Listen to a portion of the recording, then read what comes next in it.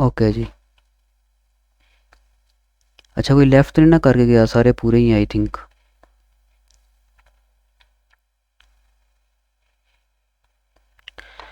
तो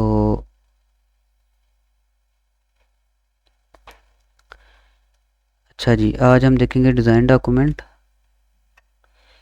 और क्या क्या देखेंगे वो तो मैंने आपको पहले बता दिया था कि सारा जो डॉक्यूमेंट है इसको आज ही हम एक्सप्लेन नहीं करेंगे, वन बाय वन जो है ना इसके हम जाएंगे। जो जो भी इसके अंदर प्रिंसिपल्स हैं उनको वन बाय वन देखेंगे। जितने आज की क्लास में देखेंगे वो ठीक है इजीली, और बाकी फिर नेक्स्ट क्लास में। तो डिज़ाइन डॉक्यूमेंट क्यों लिखते हैं, पहले तो ज़रा इस चीज़ को देख लेते हैं। पहले हमने एसआरएस डॉक्यूमेंट देखा था। एसआरएस डॉक्यूमेंट में मैंने आप लोगों को बताया था कि उसके अंदर जस्ट जो सॉफ्टवेयर का रिक्वायरमेंट होती है ना उसको देखते हैं। एसआरएस मतलब सॉफ्टवेयर रिक्वायरमेंट, जो है ना इसकी शॉर्ट फॉर्म, जो फुल फॉर्म है वो ये है, सॉफ्टवेयर रिक्वायरमेंट डॉक्यूमेंट। वैसे बोल दे तो एंड के ऊपर एस पता नहीं क्यों आता है, खैर यानी कि उसके अंदर रिक्वायरमेंट्स होती हैं, ठीक है, कि सॉफ्टवेयर हमारा करेगा क्या। ठीक है जी। अब जो डिज़ाइन डॉक्यूमेंट है इसके अंदर हम सॉफ्टवेयर का पूरे का डिज़ाइन देते हैं, अपना हर चीज़ का डिज़ाइन देते हैं। डिज़ाइन मींस एक तो सॉफ्टवेयर की लुक होती है ना, जैसे ये एक सॉफ्टवेयर मैं चला रहा हूँ तो ये मुझे नज़र आ रहा है। एक मिनट ज़रा, एक और स्टूडेंट है इसको मैं ज़रा ऐड कर लूँ। अच्छा जी, मैं आप लोगों को बता रहा था कि इसके अंदर हम पूरे सॉफ्टवेयर का जो है ना वो डिज़ाइन देखते हैं। डिज़ाइन से मुराद क्या क्या है? डिज़ाइन से मुराद इसके अंदर एक्चुअली तीन किस्म के डिज़ाइन आते हैं।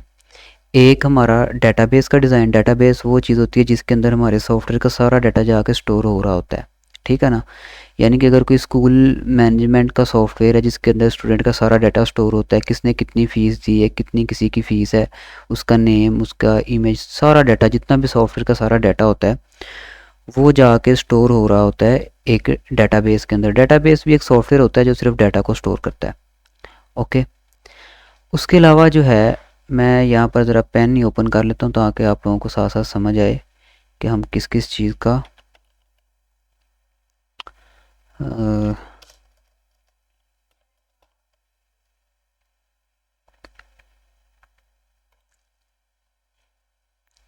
सॉफ्टवेयर असल में जिन कंपोनेंट से मिलकर बनता है ना, पहले मैं ज़रा वो यहाँ पर ड्रा कर देता हूँ, और उसके बाद फिर जो है ना वो आगे इजी होगा आपको समझना। अच्छा जी, सॉफ्टवेयर जो होता है ना बेसिकली उसके अंदर ना तीन लेयर्स होती हैं। कोई भी सॉफ्टवेयर है ना, कोई भी, ऑलमोस्ट हर सॉफ्टवेयर, उसके तीन मेन कंपोनेंट होते हैं, ठीक है। एक मिनट ज़रा मैं इसका कलर चेंज कर लूँ क्योंकि ये नज़र नहीं आ रहा। अब ठीक है। पहला जो उसके पीछे कंपोनेंट होता है जहाँ सारा डाटा स्टोर होता है, क्योंकि हर सॉफ्टवेयर का कोई ना कोई डाटा होता है। अगर तो वो स्कूल का सॉफ्टवेयर है उसके अंदर उस स्टूडेंट का जो भी सारा रिकॉर्ड है, उनकी फीसिस वगैरह सारा वो डाटा होगा, ठीक है। तो वो जहाँ पे स्टोर होता है जिस फाइल में जाकर उसे हम बोलते हैं डेटाबेस, ठीक है जी, डेटाबेस। बल्कि ड्रा करने की बजाय मैं यहाँ पर आपको दिखा देता हूँ। यहाँ पर मैंने एक पिक्चर ऐड की थी, आर्किटेक्चर हमने शो करवाना था, ये रहा। इधर से आपको इजीली समझ आ जाएगी, ये रहा आर्किटेक्चर डिज़ाइन डायग्राम। मतलब कि हमारा जो प्रोग्राम है, जो सॉफ्टवेयर है, उसके कितने कंपोनेंट होंगे, उसका आर्किटेक्चर किस तरह का होगा। तो जितने भी सॉफ्टवेयर हैं, पहले मैंने आप लोगों को बताया कि उनका जो आर्किटेक्चर है ना वो ऑलमोस्ट सेम होता है, ठीक है। उसके अंदर सबसे पहले आता है एक मिनट मैं ज़रा इसको इरेज कर लूँ।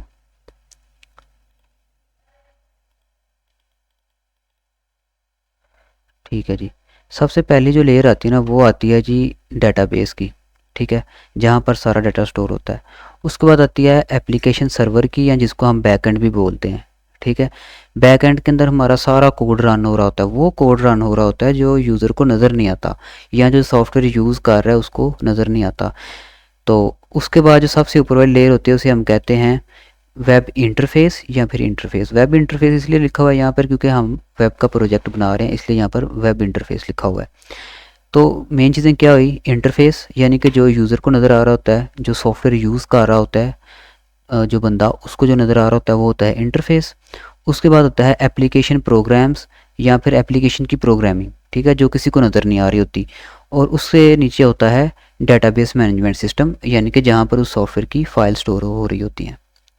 अब जो हमारा सॉफ्टवेयर है ना, उसके अंदर हमने एक सॉफ्टवेयर बनाना था, जो क्या कर रहा, जो कि एक ई कॉमर्स स्टोर जो है ना उसको मैनेज करता है। यानी कि उसके अंदर हमने क्या करना था कि हमने प्रोडक्ट शो करवानी थी क्लाइंट को, जो हमारी वेबसाइट पे आएगा उसको हमने प्रोडक्ट्स शो करवानी थी कुछ इस तरह से। ज़रा मैं यहाँ पर आपको दिखा दूँ, ये देखें, ठीक है, ये समझ लें हमारी वेबसाइट है। यहाँ पर जब कोई भी यूज़र आएगा, कोई भी कस्टमर आएगा, जिस तरह हम आम ऑनलाइन शॉपिंग करते हैं, हम किसी वेबसाइट पे जाते हैं तो जो कुछ हमें नज़र आ रहा होता है ना वो फर्स्ट लेयर होती है। कौन सी लेयर होती है? फर्स्ट लेयर, ये वाली वेब इंटरफेस, इंटरफेस हम बोलते हैं उसको, ठीक है जी। इसी तरह कोई भी सॉफ्टवेयर का जो हमें नज़र आ रहा होता है ना सामने सामने, वो होता है उसका इंटरफेस। उसको कहते हैं यूज़र इंटरफेस या इंटरफेस। अगर वो वेब का है तो फिर वो वेब इंटरफेस, सिंपल। तो ये होगी हमारी फर्स्ट लेयर, ठीक है। उसके बाद सेकंड लेयर एप्लीकेशन सर्वर या फिर एप्लीकेशन का कोड। अच्छा, ये वो चीज़ होती है जो कि हमें नज़र नहीं आ रही होती। जब हम किसी वेबसाइट पे जाते हैं तो हमें तो उसका यूज़र तो उसका इंटरफेस तो नज़र आ रहा होता है, लेकिन उसकी जो प्रोग्रामिंग है वो हमें नज़र नहीं आ रही होती, ठीक है। वो किसी सर्वर के ऊपर पड़ी होती है या कंप्यूटर के अंदर किसी फाइल के अंदर पड़ी होती है। जिस तरह देखें, ये मैं एक सॉफ्टवेयर यूज़ कर रहा हूँ ना, ये कौन सा सॉफ्टवेयर है जिसके अंदर ये मेरी फाइल ओपन है? ये वर्ड है, MS वर्ड, सबको पता होगा इसका। अब ये सॉफ्टवेयर का ये जो यूज़र इंटरफेस है जहाँ पे यूज़र काम करता है, ये तो यूज़र देख सकता है, ठीक है ना। लेकिन अब इसकी जो प्रोग्रामिंग है वो तो मैं ना देख सकता, वो तो कहीं सी के अंदर कहीं पड़ी होगी, जहाँ पर इसकी इंस्टॉलेशन फाइल वगैरह पड़ी है ना, तो इसकी प्रोग्रामिंग वहाँ पर पड़ी होगी, ठीक है। इसी तरह से जो भी वेबसाइट्स होती हैं, वेबसाइट भी असल में एक प्रोग्राम ही होता है, ठीक है ना। वेबसाइट वैसे एक लोकेशन होती है इंटरनेट पे, उसके ऊपर या तो हम अपनी एप्लीकेशन चला सकते हैं या कोई ब्लॉग वगैरह वहाँ पर शो करवा सकते हैं। तो वेबसाइट जो होती है उसका जो उसके ऊपर जो भी एप्लीकेशन चलती है उसका जो कोड है वो सर्वर के ऊपर पड़ा होता है, ठीक है। सर्वर एक बस कंप्यूटर होता है जो हर टाइम ऑन रहता है, क्योंकि जब अगर वो ऑफ हो जाएगा तो फिर वेबसाइट ऑन नहीं होगी, ठीक है जी। इसकी एग्जांपल मैं आपको कुछ इस तरह से देता हूँ कि जैसे हमारा LMS है, ठीक है। मैं यहाँ पर एक ब्राउज़र की विंडो ओपन कर लेता हूँ। यहाँ पर मैं VULMS इसके ऊपर चले जाता हूँ। अब ये पेज मेरे सामने आ रहा है, लेकिन जिस कंप्यूटर के ऊपर ये पेज की फ़ाइल पड़ी हुई है, ठीक है, जहाँ से ये वेबसाइट चल रही है LMS की, अगर वो शट डाउन हो जाएगा, यानी कि इसका सर्वर, ठीक है, सर्वर हम उसी को बोलते हैं जिसके ऊपर किसी भी वेबसाइट की फ़ाइल्स वगैरह पड़ी होती हैं जिनको यूज़र एक्सेस कर सकता है। यहाँ से मैं अपने ब्राउज़र के अंदर इसका ये लिंक लिख रहा हूँ, तो ये मैं उस सर्वर के ऊपर जो फाइल्स पड़ी हैं उसको एक्चुअली असल में एक्सेस कर रहा हूँ। अगर वो कंप्यूटर ऑफ हो जाएगा तो फिर मैं इसको एक्सेस नहीं कर सकूँगा, ठीक है जी। सर्वर कंप्यूटर ऑफ तो मैं इसको एक्सेस नहीं कर सकूँगा। तो एक्चुअली कहने का मकसद ये है कि जो वेब के ऊपर एप्लीकेशन चलती हैं उनकी जो प्रोग्राम फाइल होती हैं वो कहाँ पड़ी होती हैं? सर्वर पे, ठीक है। ये थी हमारी सेकंड लेयर। अब आ जाते हैं थर्ड लेयर के ऊपर। थर्ड लेयर जो है हमारी वो होती है डेटाबेस, ठीक है जी। डेटाबेस सर्वर या फिर डेटाबेस मैनेजमेंट सिस्टम, कुछ भी बोल सकते हैं इसको। डेटाबेस सर्वर हम उसको बोलेंगे जहाँ पर हमारा डेटाबेस पड़ा है जिस सर्वर के ऊपर। जैसे जिस सर्वर के ऊपर हमारी एप्लीकेशन की कोड वाली फाइल पड़ी है उसको हम एप्लीकेशन सर्वर बोल रहे हैं। इसी तरह जिस सर्वर के ऊपर हमारा डेटाबेस पड़ा है उसको हम डेटाबेस सर्वर बोलेंगे। सर्वर को आप कंप्यूटर कह सकते हैं, ठीक है। तो इस केस के अंदर जो हमारा LMS है, इस केस के अंदर हमारा डाटा क्या होगा? जो स्टूडेंट्स का डाटा सारा। जब हम LMS को लॉगिन करते हैं तो हमें वहाँ पर हमारे क्या कौन से सब्जेक्ट्स हैं और हमने कितने लेक्चर व्यू कर लिए हैं, किस असाइनमेंट में कितने नंबर हैं, सारा डाटा शो होता है ना। तो वो क्या है? वो स्टूडेंट का डाटा है जो कि पीछे डाटाबेस के अंदर जाकर स्टोर हो रहा होता है, ठीक है जी। डाटा है ना, डाटा वो हम ऐसे कोडिंग की फ़ाइल के अंदर सेव नहीं कर सकते, बल्कि डाटा को सेव करने के लिए कोई भी सॉफ्टवेयर है ना, उसके डाटा को स्टोर करने के लिए अलग सॉफ्टवेयर जो हैं वो मौजूद हैं, ठीक है जी। उन सॉफ्टवेयर्स को हम यूज़ करने के लिए अपने जो हमारा कोड होता है ना उसी के अंदर कोडिंग करते हैं उनको यूज़ करने के लिए, ठीक है। उसे हम बोलते हैं डेटाबेस, ओके। तो ये तीन चीज़ों से मिलके हमारी पूरी जो है ना ये बनती है एक एप्लीकेशन या सॉफ्टवेयर कह लें। वो इन तीन कंपोनेंट से मिलके पूरा एक सॉफ्टवेयर बन जाता है। ये तो हो गया बेसिक, ठीक है। अब इस फाइल के अंदर हमने क्या, अब इस प्रोग्राम का जो भी रिक्वायरमेंट्स थी कि हमारा प्रोग्राम क्या करेगा क्या नहीं करेगा, वो हमने दे दी SRS डॉक्यूमेंट में। अब इस डिज़ाइन डॉक्यूमेंट के अंदर अब हमने क्या करना है, ये जो तीनों मैंने आपको भी फेजेस बताए हैं, उसके अंदर है इंटरफेस, उसके अंदर है एप्लीकेशन वाली लेयर, और यानी कि कोडिंग वाली लेयर, और थर्ड थी हमारी डेटाबेस वाली लेयर। ठीक है जी, इन तीनों लेयर्स के हमने डिज़ाइन देना है। ठीक है, बात हमारी कहाँ से चली थी, बात यहाँ से चली थी कि डिज़ाइन से मुराद जस्ट हमारा वो डिज़ाइन नहीं है जो यूज़र को नज़र आ रहा होता है, जिस तरह मैंने आपको यहाँ पर, जिसको हम इंटरफेस बोलते हैं, कहाँ पर गया, ये वाला, ये साथ साथ असल में रिकॉर्डिंग हो रही है तो मेरा कंप्यूटर जो है ना वो ज़रा स्लो हुआ हुआ है। अच्छा जी, मैं बात यहाँ से चली थी कि जस्ट इसी को हम डिज़ाइन नहीं बोलते। ठीक है, ये वेबसाइट का ये इंटरफेस का डिज़ाइन है ना लेयर 1 का, तो इसी को हम डिज़ाइन नहीं बोलते। डिज़ाइन के अंदर और भी चीज़ें आती हैं। तो डिज़ाइन के अंदर क्या आता है, तीनों लेयर्स का डिज़ाइन। अब इसका तो डिज़ाइन हमने देख लिया कि ये इस तरह का होगा। ठीक है, ये तो हम आम वेबसाइट जब हम कोई विज़िट करते हैं तो उसका डिज़ाइन हमें सामने नज़र आ रहा होता है, और वो होता है इंटरफेस डिज़ाइन। और इसके अलावा अब सेकंड लेयर हमारी कौन सी थी, कोडिंग की लेयर। तो अब कोडिंग की जो लेयर है इसका डिज़ाइन भी हम बना सकते हैं। ठीक है जी, उसके लिए हम UML डायग्राम्स को यूज़ करते हैं। तो जो कोडिंग की लेयर होती है, जब हम कोडिंग करते हैं ना तो उसकी कुछ अप्रोचेज़ हैं। जो सबसे ज़्यादा अप्रोच यूज़ होती है ना उसे हम कहते हैं ऑब्जेक्ट ओरिएंटेड प्रोग्रामिंग। ठीक है, जब हम प्रोग्रामिंग करते हैं ना तो उसके डिफरेंट डिफरेंट मेथड हैं, कोई किसी मेथड से कर सकता है, कोई किसी, यानी कि एक हमने कोई प्रोग्रामिंग करनी है ना किसी एक एप्लीकेशन के लिए, तो उसके लिए हमारे पास 2-3 ऑप्शन हैं, लेकिन जो ज़्यादा ऑप्शन यूज़ होते हैं वो है ऑब्जेक्ट ओरिएंटेड प्रोग्रामिंग। ठीक है, और दूसरा है जी फंक्शनल प्रोग्रामिंग। दो मेन चीज़ें इसके अंदर आ जाती हैं प्रोग्रामिंग के वेज़ के अंदर, कि किन किन वेज़ के अंदर हम प्रोग्रामिंग कर सकते हैं। तो दो वेज़ सबसे ज़्यादा यूज़ होते हैं, फंक्शनल प्रोग्रामिंग और एक वैसे प्रोसीजरल प्रोग्रामिंग भी है जो कि यूज़ होती है। जो C++ के अंदर हमने प्रोग्रामिंग सीखी थी ना स्टार्ट के अंदर, वो प्रोसीजरल में आती है। ठीक है जी, और वैसे जो सबसे ज़्यादा यूज़ होती है वो है ऑब्जेक्ट ओरिएंटेड प्रोग्रामिंग, और उसके बाद जो यूज़ होती है वो है फंक्शनल प्रोग्रामिंग। तो ये जो हम इस सॉफ्टवेयर के लिए जो प्रोग्रामिंग करेंगे वो हम करेंगे ऑब्जेक्ट ओरिएंटेड प्रोग्रामिंग को यूज़ करते हुए। अब ऑब्जेक्ट ओरिएंटेड प्रोग्रामिंग क्या है ये तो मैं सारा एक्सप्लेन नहीं करूँगा, लेकिन मैं ग्रुप के अंदर किसी भी यूट्यूबर का जिसने ऑब्जेक्ट ओरिएंटेड प्रोग्रामिंग को एक्सप्लेन किया हो उसका मैं आपको लिंक सेंड कर दूंगा, उसको देखना आप लोगों का काम है। ठीक है, जहाँ समझ ना आए वो क्वेश्चन आप ग्रुप में कर सकते हैं। ठीक है जी, ये होगी सेकंड लेयर का। अच्छा, सेकंड लेयर की हमने बनानी होती है class diagram. Object oriented programming जब हम करते हैं उसके अंदर हम क्लासेस बनाते हैं। ठीक है, क्लासेस क्या होती हैं और इसकी पूरी डिटेल जो है वो आपको जब मैं ग्रुप के अंदर वीडियो सेंड करूँगा ऑब्जेक्ट ओरिएंटेड प्रोग्रामिंग की तो वहाँ से आपको मिल जाएगी, क्योंकि अगर मैं यहाँ पे समझाने बैठूँगा तो उसके लिए 2 से 3 हफ्ते चाहिए। खैर वो आपको वहाँ से ना पूरी डिटेल मिल जाएगी। तो इसके अंदर एप्लीकेशन जो लेयर होती है इसका डिज़ाइन जब हम बनाते हैं तो उसके अंदर हमने क्लास डायग्राम देनी होती है।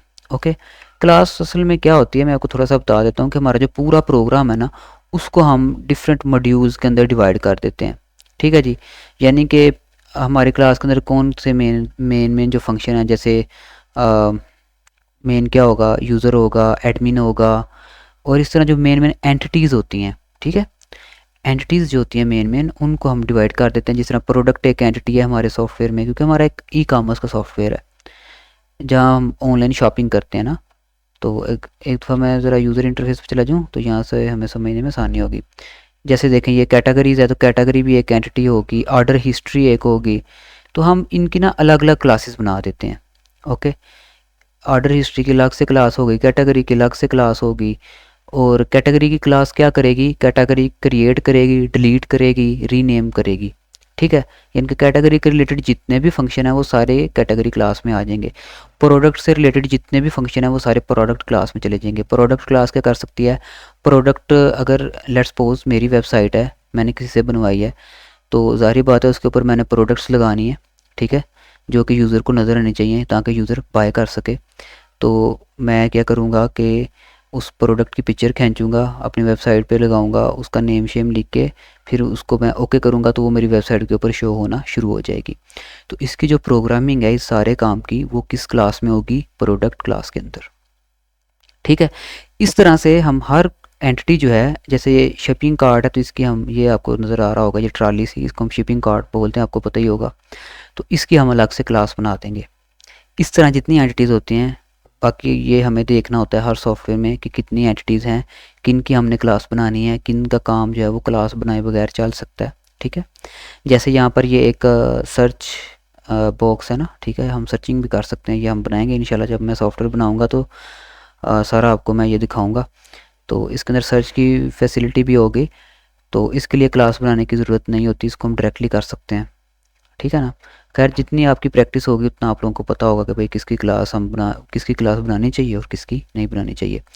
तो जो हमारा होता है प्रोग्रामिंग फेज़, उसकी फिर हम क्लास डायग्राम बना के दिखा देते हैं कि हमारी इतनी क्लासेस होंगी, इस क्लास का ये नाम होगा, उस क्लास के अंदर ये चीज़ें होंगी, और क्लासेस का फिर आप इसके अंदर कुछ रिलेशनशिप भी होता है, वो भी हमें शो करना होता है।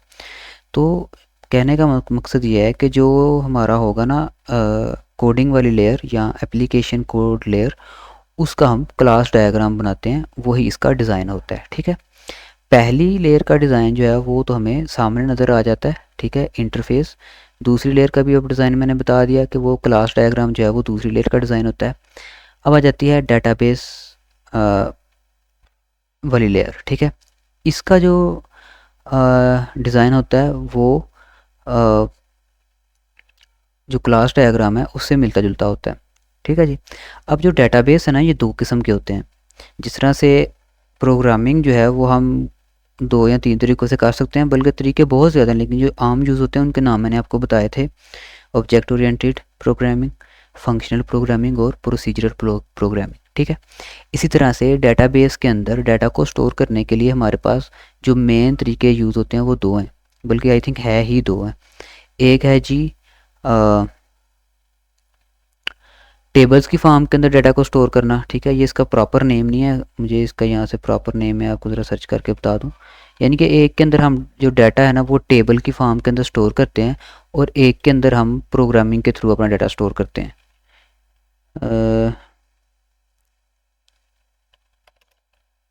To ways to store data, I think यहाँ पर आना चाहिए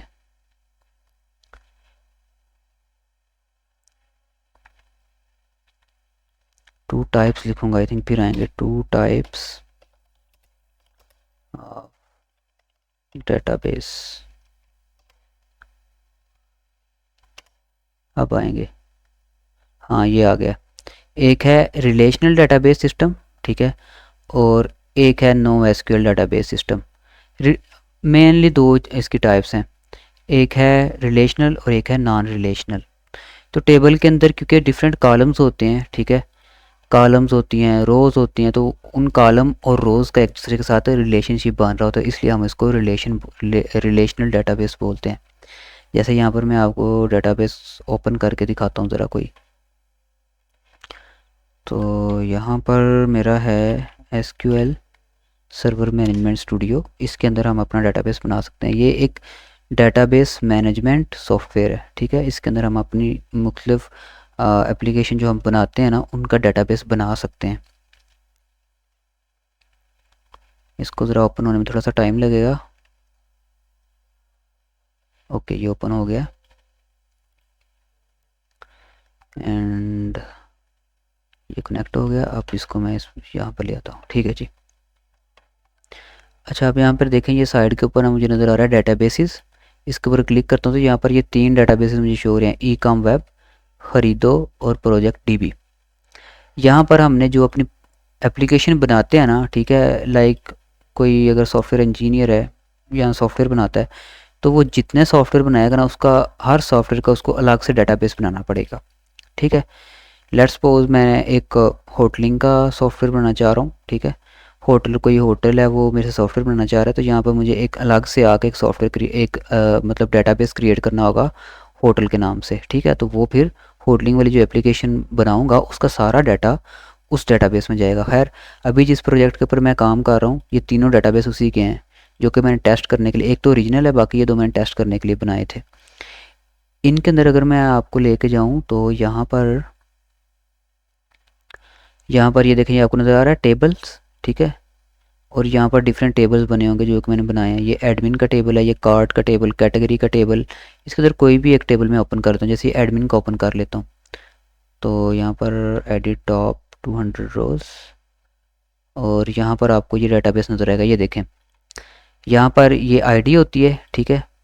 जिस तरह हमारा कॉलेज के अंदर एक रोल नंबर होता है ना, यूनिक नंबर होता है, इस तरह आईडी भी एक यूनिक नंबर होता है हर टेबल के अंदर।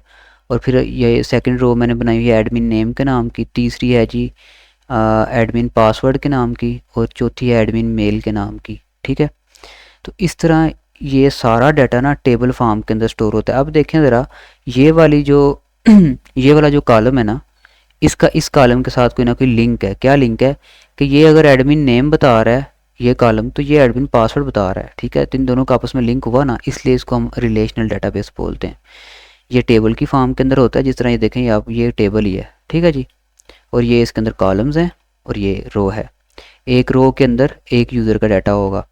अगर यहाँ पर मैं कस्टमर वाले में आऊँ तो टॉप 200 रोज़, ठीक है। कस्टमर वाले में भी कोई यानी कि किसी भी कस्टमर का डाटा नहीं है, सब नाल नाल हैं, ठीक है। अब जैसे जैसे वेबसाइट के ऊपर कस्टमर रजिस्टर होते जाएंगे ना, तो उनका डाटा यहाँ पर आता जाएगा। पहले कस्टमर 1 आएगा, उसका नेम आएगा, उसका फ़ोन नंबर, उसका ईमेल, पासवर्ड, सिटी, कंट्री और एड्रेस, यानी कि जितना डाटा हम स्टोर करना चाहें, ठीक है जी। तो इस तरह जो भी हम वेबसाइट यूज़ करते हैं, जिस वेबसाइट किसी भी वेबसाइट के ऊपर जब हम जाकर लॉगिन करते हैं ना, तो हमारा डाटा इसी तरह उस वेबसाइट के जो डाटाबेस है उसके अंदर जाकर स्टोर हो जाता है, ठीक है जी। तो ये होगी डेटाबेस लेयर। ओके, अब इसकी डायग्राम कैसे बनाते हैं।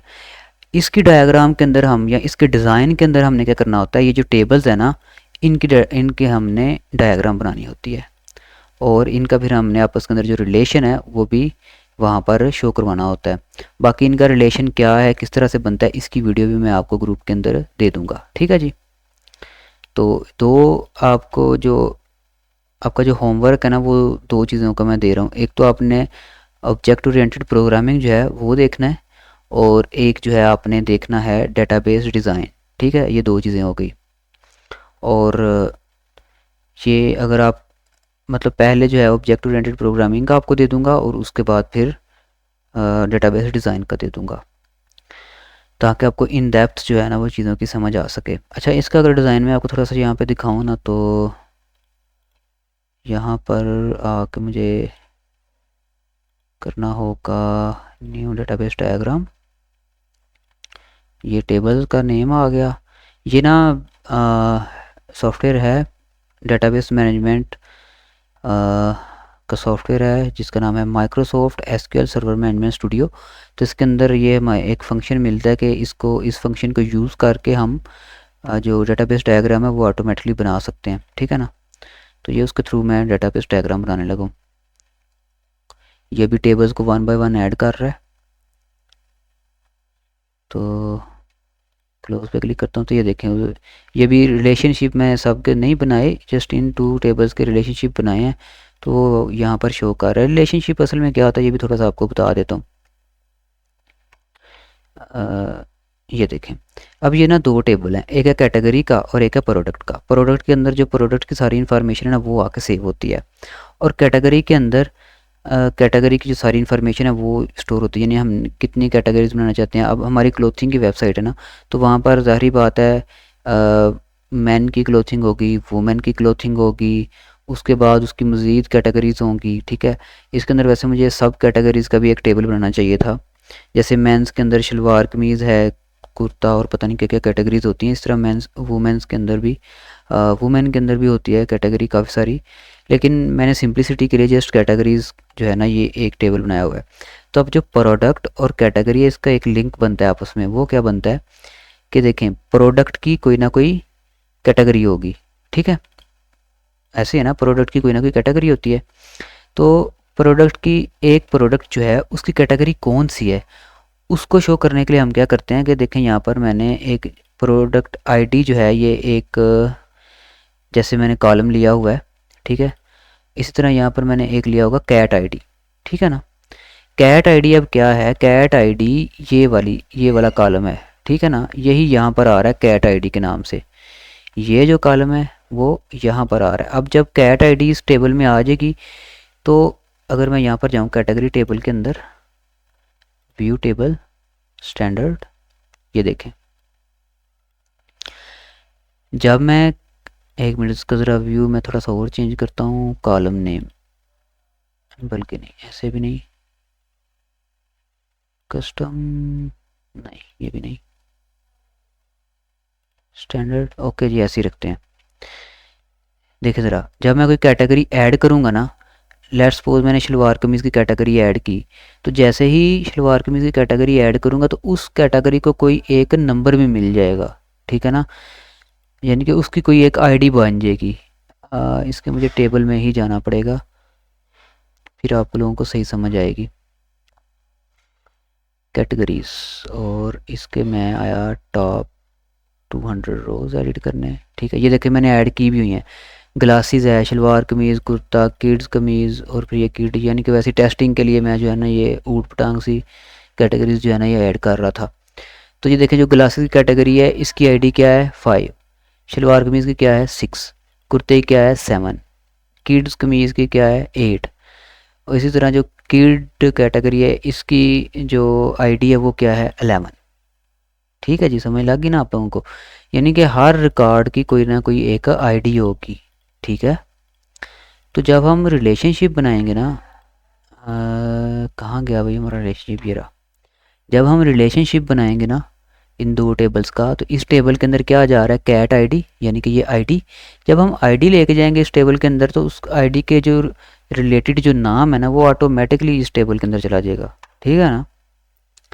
यानी कि अगर लेट्स सपोज मैं ये आईडी नंबर 8 ले गया हूँ उस टेबल के अंदर, कोई मैं एक प्रोडक्ट ऐड करता हूँ, ठीक है, शलवार कमीज़ ऐड करता हूँ, तो उसकी जो कैटेगरी आईडी है उसकी आईडी जो है वो मैं 8 सेट करता हूँ, ठीक है।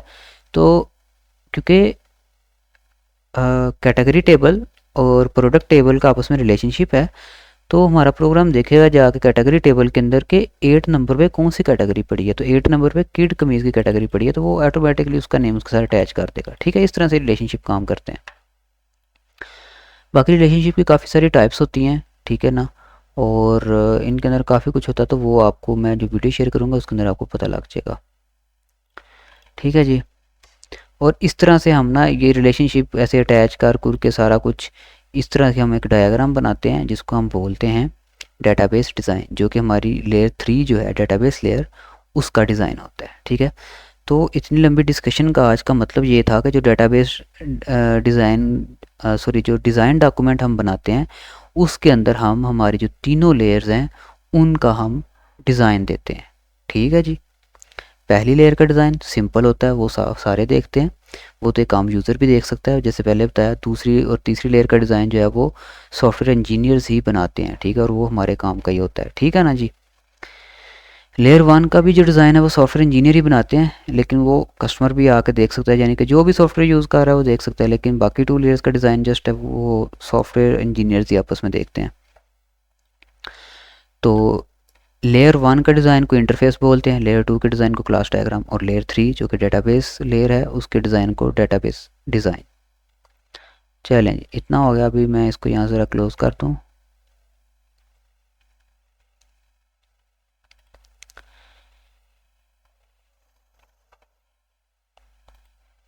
एक मिनट ज़रा मैं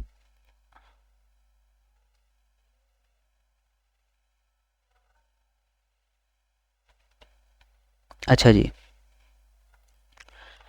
ये हमने देखी 3 चीज़ें आज, और बाकी डिज़ाइन डॉक्यूमेंट के अंदर जो है फर्दर आई थिंक अब हमें कल देखनी चाहिए। बाकी ये मेन सी चीज़ें हैं, ये इसका जिस तरह मैंने आपको दिखाया था ना एसआरएस डॉक्यूमेंट के अंदर उन्होंने हमें सारा टेम्पलेट दिया हुआ था, इस तरह से डिज़ाइन डॉक्यूमेंट का भी टेम्पलेट हमें दिया हुआ था, बस अपने हिसाब से हमने उसके अंदर मॉडिफिकेशंस करनी थी। ओके, उसके बाद आज हम बस ये देखेंगे टेबल ऑफ कंटेंट्स, और बाकी कल जो है वो हम स्टार्ट करेंगे। अच्छा, डिज़ाइन डॉक्यूमेंट के अंदर सबसे पहले तो इंट्रोडक्शन ऑफ डिज़ाइन डॉक्यूमेंट होता है, फिर एंटिटी रिलेशनशिप डायग्राम होती है, ठीक है ना, ये क्या होती है कल देखेंगे। सीक्वेंस डायग्राम होती है, ये भी कल देखेंगे। आर्किटेक्चर डिज़ाइन डायग्राम, ये तो मैंने आज आप लोगों को दिखा दी, वही कि हमारे सॉफ्टवेयर की या कोई भी सॉफ्टवेयर है उसकी 3 लेयर्स होती हैं मेनली, वो मैंने आपको दिखा दी। तो ये डायग्राम हमने आज देख लिया। क्लास डायग्राम का हमने आज इंट्रोडक्शन जो है वो देखा कि क्लास डायग्राम क्या होती है। और डेटाबेस डिज़ाइन जो डायग्राम है वो भी मैंने आप लोगों को आज जो है ना थोड़ा सा इसका इंट्रोडक्शन दिया है। इंटरफेस डिज़ाइन का मैंने आपको आज थोड़ा सा बताया है। और टेस्ट केसेस जो हैं इसका मैंने आप लोगों को बिल्कुल कुछ नहीं बताया, तो ये हम कल देखेंगे, ठीक है जी। तो आई थिंक आज के लिए हमें इतना ही जो है वो काफ़ी है। इससे आगे अगर मैं जाऊंगा तो ये पीछे वाला जो है ये सारा भूल जाएगा आप लोगों को।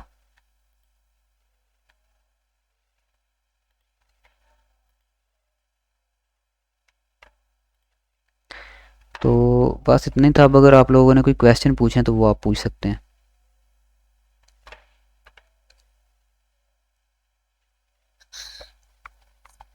सर ये जो अभी आपने टेबल बनाए हैं, आपने हमें डिजाइन डॉक्यूमेंट बना के दिखाए, जिस तरह मैंने ये आपने जैसे मिसालें दी हैं कि आप अगर ये आईडी के थ्रू हमें क्या पता चलेगा कि जो हमने एडवर्टीजमेंट की चाहे कोई शेड है वो हमें शो करेगा। ये इसका ऐसा है कि ये जस्ट आपको मैंने एग्जांपल देने के लिए आपको आपका ज़रा कह लें कि कंसेप्ट क्लियर करने के लिए आपको ये एग्जांपल दिया, ठीक है। जब हम सॉफ्टवेयर यूज़ कर रहे होते हैं ना, ठीक है, तो अब ये नहीं होता कि हमने वो उसका जनाब मैं इसकी आपको बल्कि सॉफ्टवेयर जो थोड़ा सा मैंने बनाया हुआ है ना उसको रन करके आपको थोड़े से एग्जांपल देता हूँ, फिर आपको से एग्जांपल समझ आएगी। एक्चुअली क्या होता है कि जब सॉफ्टवेयर चला रहे होते हैं ना तब तो हमें कैटेगरी के नेम ही शो हो रहे होंगे, ठीक है। जो सॉफ्टवेयर को चला रहा होगा ना उसको कैटेगरी के नेम ही शो होंगे। मैंने जो सॉफ्टवेयर बनाया ना उधर मैं उसको आपको रन करके दिखा देता हूँ। लेकिन डेटाबेस के अंदर जा क्या स्टोर हो रहा होगा उसकी आईडी जस्ट। Okay sir. एक मिनट जस्ट मैं आप लोगों को ना दिखाता हूँ।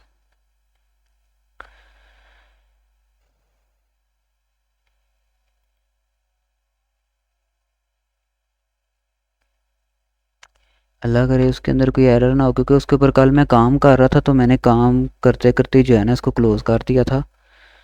अभी मैं रन करके चेक कर रहा हूँ उसको।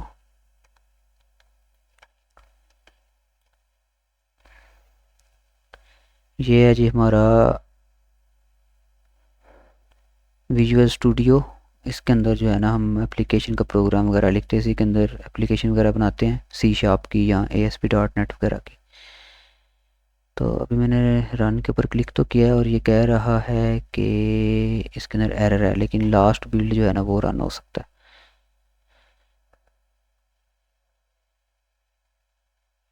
ओके, ये रन हो रही है, ठीक है। अभी ये मैं अपनी वेबसाइट रन की है तो अभी ये मेरे सामने ना एडमिन लॉगिन आ रहा है, क्योंकि अभी ये मैंने पूरी तो बनाई नहीं, अभी ये कंस्ट्रक्शन के प्रोसीजर में है ना। तो इसका मैंने जो भी लॉगिन पासवर्ड रखा है वो मैं यहाँ पर लिखूँगा। ये एक होता है यूज़र का लॉगिन जो कि आम एक यूज़र है, ठीक है।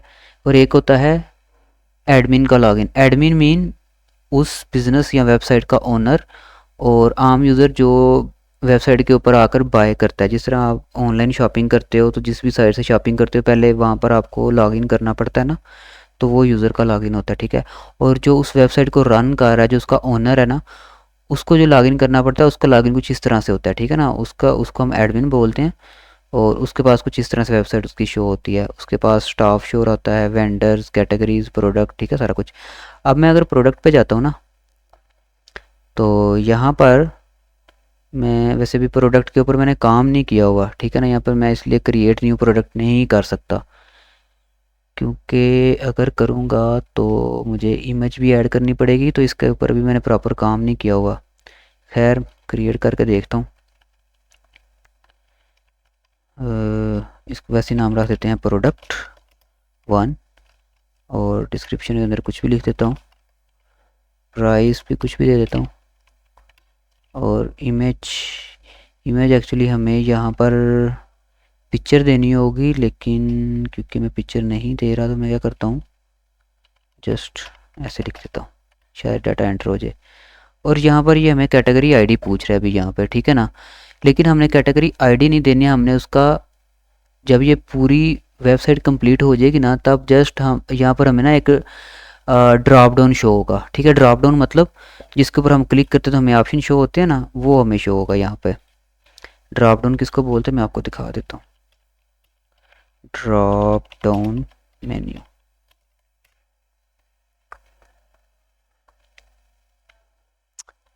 ये यहाँ पर आपको समझ आ जाएगी ये वाला, ठीक है। ये देखें, ये इसको ड्रॉप डाउन बोलते हैं, जिसके ऊपर हम क्लिक करते हैं फिर हम ऐसे ये मज़ीद ऑप्शन नज़र आते हैं ना, ऑप्शन 1, ऑप्शन 2, ऑप्शन 3, ठीक है। तो जब ये कंप्लीट हो जाएगा ना, जब ये मेरी यानी कि वेबसाइट पूरी कंप्लीट हो जाएगी या इसके ऊपर जब मैं वर्किंग करूँगा, तो एक्चुअल जो है ये किस तरह शो होगा, यहाँ पर ऐसे ड्रॉप डाउन शो होगा। उसके ऊपर क्लिक करेंगे, फिर जितनी कैटेगरीज ऐड की होंगी ना वो सारी शो होंगी यहाँ पर। फिर उसको हम सेलेक्ट करके क्रिएट करेंगे तो प्रोडक्ट जो है ना वो ऐड हो जाएगी यहाँ पर। क्योंकि अभी ये पूरी तरह से मैंने इसको इम्प्लीमेंट नहीं किया, इसलिए यहाँ पर कैटेगरी आईडी शो हो रहा है।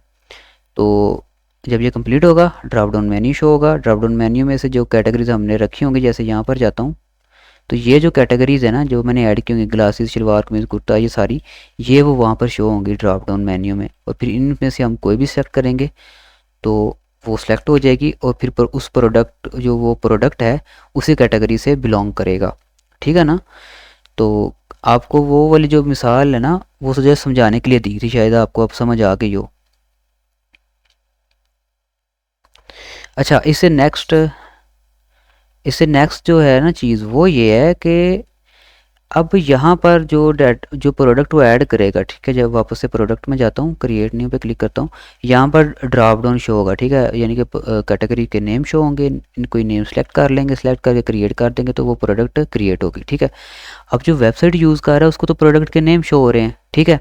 लेकिन असल में डेटाबेस के अंदर क्या होगा, डेटाबेस वैसे अब मैंने बंद कर दिया, डेटाबेस के अंदर क्या होगा कि उस कैटेगरी की आईडी स्टोर होगी जाके, ठीक है ना।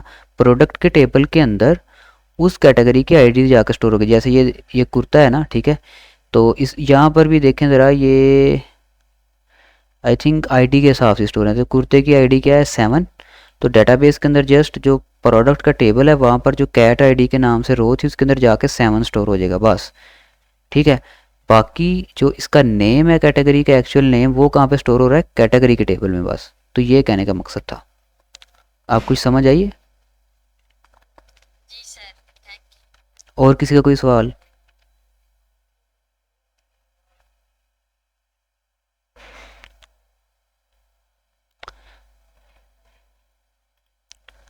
अच्छा, जिसका कोई क्वेश्चन नहीं है वो लीव कर सकता है, ठीक है। वो लीव कर जाएं, अगर क्वेश्चन नहीं है तो वो लीव कर सकते हैं।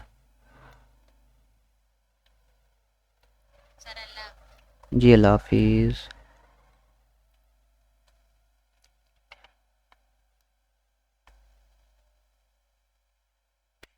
आपका कोई क्वेश्चन है, आपने लीव नहीं किया?